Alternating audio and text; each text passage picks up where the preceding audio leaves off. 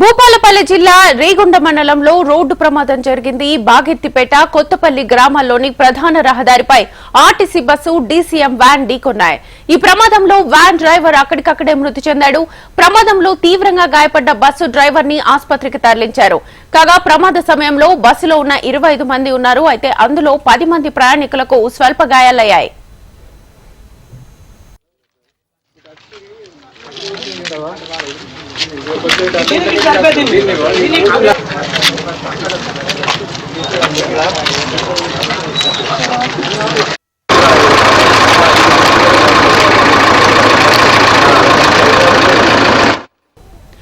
భూపాలపల్లి జిల్లా రేగొండ మండలంలో రోడ్డు ప్రమాదం జరిగింది. బాగిర్తిపేట కొత్తపల్లి గ్రామాల్లోని ప్రధాన రహదారిపై RTC bus DCM van ఢీకొన్నాయి.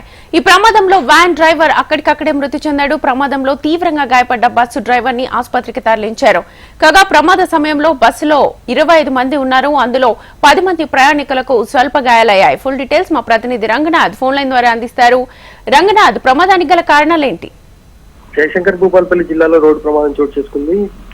Parkal to Bhupalpally ప్రధాన రహదారిపై రేగొండ మండలం బాగిర్తిపేట మూల కొత్తపల్లి గ్రామాల మధ్య ఆర్టీసీ బస్సు డీసీఎం వ్యాన్ ఎదురెదురుగా వచ్చి ఢీకొన్నాయి. ఈ డీసీఎం వ్యాన్ ఓవర్ స్పీడ్ తో రావడం, అక్కడ ఆర్టీసీ బస్సు ఎదురుగా వస్తున్న ఆర్టీసీ బస్సును ముందున్న కారును ఓవర్టేక్ చేయబోయి బస్సును ఢీకోవడంతో ఈ ప్రమాదం జరిగినట్టుగా తెలుస్తుంది. వ్యాన్ డ్రైవర్ అక్కడికక్కడే మృతి చెందారు.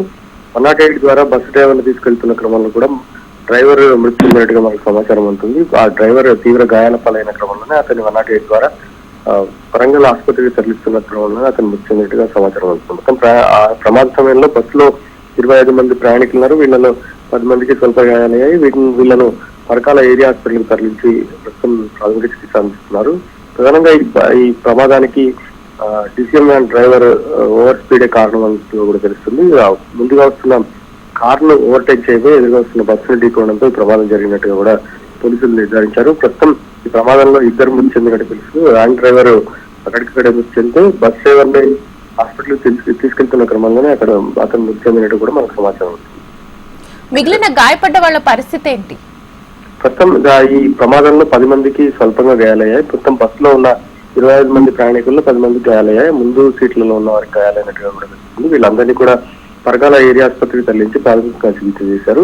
వీళ్ళలో కొంతమందికి కొంత ఎక్కువ గాయాలు ఉండడంతో వాళ్ళని వరంగల్ ఆసుపత్రికి కూడా తరలిస్తున్నారు. మొత్తం ఈ ప్రమాదంలో 10 మందికి గాయాలైనట్టుగా కూడా తెలుస్తుంది. వీళ్ళందరూ కూడా సేఫ్ సైడ్ గానే ఉన్నట్టు తెలుస్తుంది. బస్సులో ఉన్న ప్రయాణికులు ఎవరికి ఏం కాలేదు. కేవలం బస్ డ్రైవర్ మాత్రం ఈ ప్రమాదంలో తీవ్రంగా గాయపడడంతో అతన్ని ఆసుపత్రికి తరలిస్తున్న క్రమంలోనే మార్గమధ్యంలో మృతి చెందాడు. Right Ranganath, thank you.